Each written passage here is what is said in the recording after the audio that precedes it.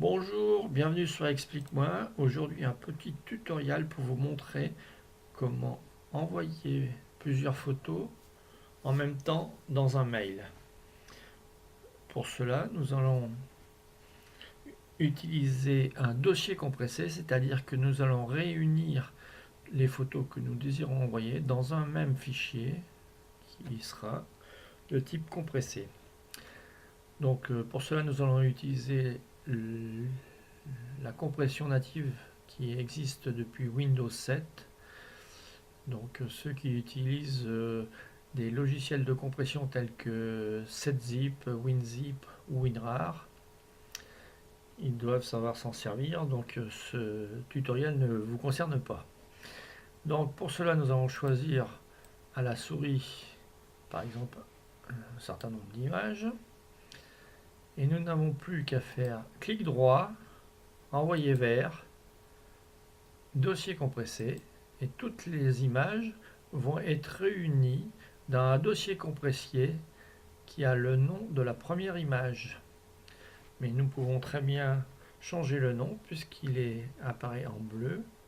Nous pouvons directement le renommer en tapant ce que nous voulons à la place, par exemple photo de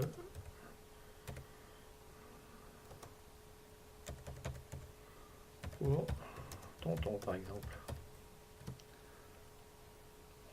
D'accord. Donc nous avons réuni dans ce dossier toutes les images que nous avions sélectionnées. Ensuite, il ne nous reste plus qu'à aller dans notre logiciel de messagerie, d'envoyer à quelqu'un, par exemple je vais me l'envoyer à moi-même. On n'oublie pas de mettre un objet.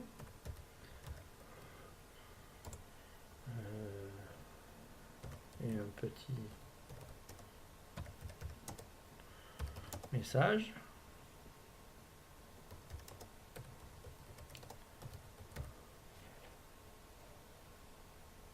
Ensuite, nous allons chercher, il faut se rappeler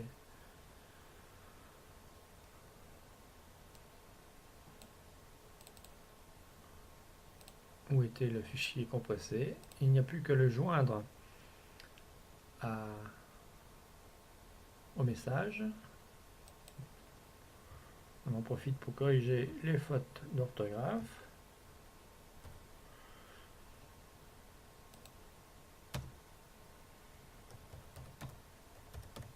Et de signer. Ensuite, il ne reste plus qu'à envoyer le message. Je le retrouve dès que je l'ai récupéré. Nous avons envoyé notre dossier compressé de photos qui était pour tonton. Je me l'ai envoyé à moi-même pour l'exemple. Donc en réception, votre correspondant n'aura plus qu'à télécharger le fichier.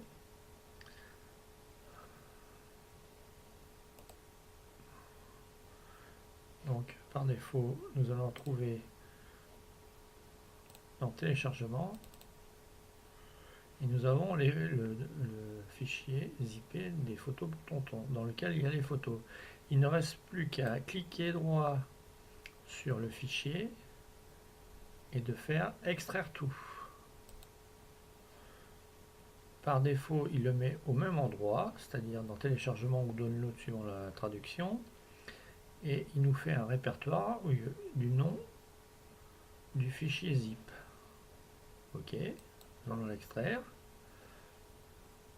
Donc vous voyez que nous étions partis du fichier zippé et nous avons fait un répertoire dans lequel il y aura les photos qui étaient contenues dans le fichier zip.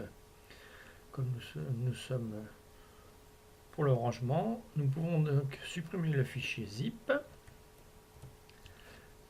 et dans le répertoire photos pour tonton, nous retrouvons nos photos. Là j'en ai réduit parce que ça c'était un peu trop lourd.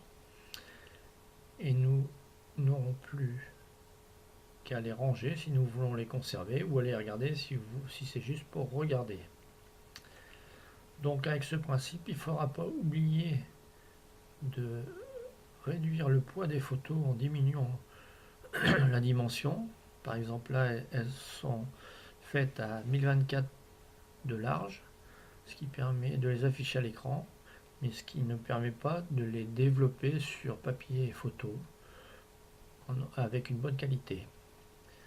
Si vous diminuez vos photos, vous pourrez en envoyer à peu près une trentaine en même temps, suivant votre logiciel de messagerie ou votre fournisseur de messagerie. Et il faut savoir que si vous ne les diminuez pas avec les appareils photo modernes, vous ne pourrez envoyer que 2 ou 3 photos, même compressées. Voilà, je vous dis à bientôt sur Explique-moi pour un nouveau tuto. Au revoir.